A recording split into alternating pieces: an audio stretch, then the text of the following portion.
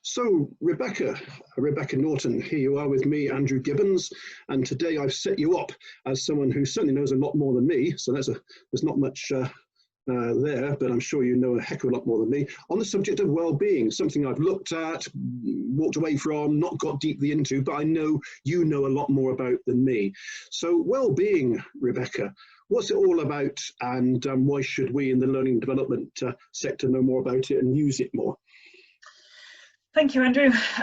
It is really important. Like you say, it's one of those buzzwords at the minute, and I think it means different things to different people, if I'm honest. It's very much more holistic, so it's not just a physical thing. It's not just about how fit you are or how well you are in terms of your health, but I think it's more holistic in terms of taking into account your mental well-being, your mental health, and probably your spiritual well-being to some degree. Okay. We're going deep now. Yeah, it's for me, certainly it's a very holistic thing. So how much do you enjoy life? I always associate it with how much you get from life. If you've got good well-being, I think you enjoy life more. So what are the variables, what are the contributing factors to a meaningful, enjoyable life? Good question. I think a sense of fulfillment, so meaningful work and purpose in your work always adds to well-being. Physical rest as well, time to sort of replenish and recharge your batteries, meaningful interactions with other people, having time exploring places. These are all that's certainly important to me, but generally what I understand as well to help with your well-being. And it's that physical sense of looking after yourself, so including nutrition, getting plenty of rest, getting sleep, all those sort of things, getting exercise, all add to that general sense of well-being. It sounds a bit utopian, and that's not a criticism. It sounds a bit ideal, and maybe it is. That said, steps along the way to a better place in all those variables is a good journey to be having. I'm struggling to articulate this. So I guess what I'm hearing from you is I would love that to describe the way things are for me, but it's hard work.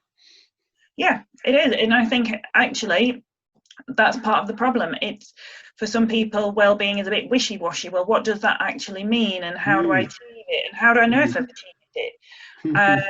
It's a very subjective thing, really. It's, well, do you feel like you have good well-being or not?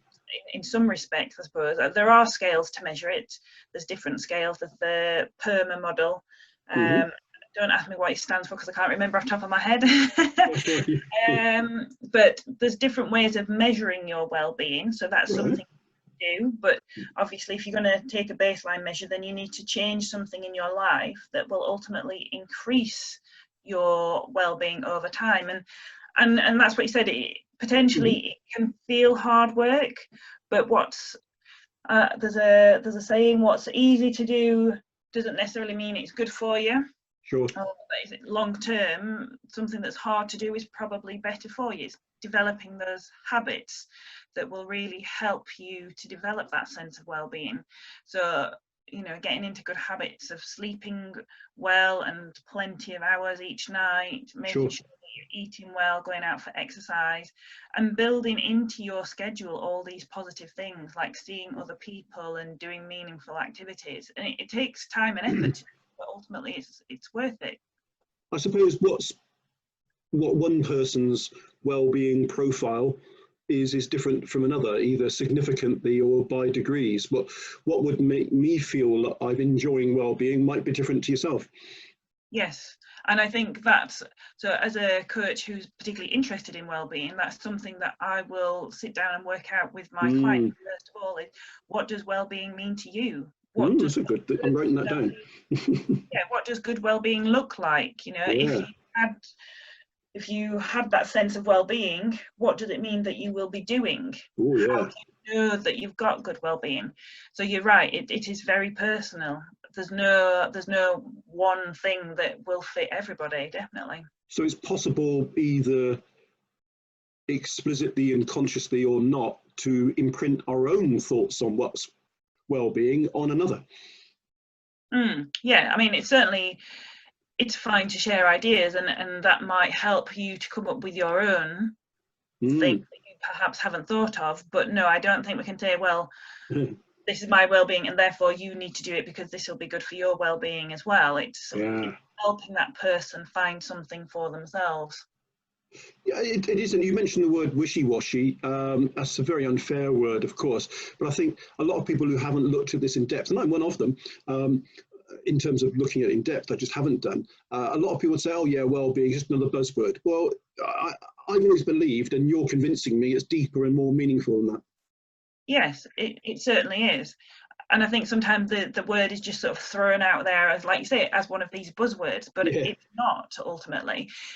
If you have, so say for example, in a work context, if you look after your staff and ensure they have a good environment to work in and you look after their well-being, they will be more productive, they're likely to be more loyal to your company, you're more likely to get more out of them, and they give a better service to your customers and clients and whatever. So it's really, really important, and it means also that they're less likely to take time off work.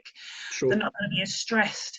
So it is really important to everybody, and it shouldn't just be a tick box exercise. And I think sometimes there can be that, unfortunately, part of the thing is an employer might look at it and say, right, well, we'll do this, this and this, and that'll improve staff well-being.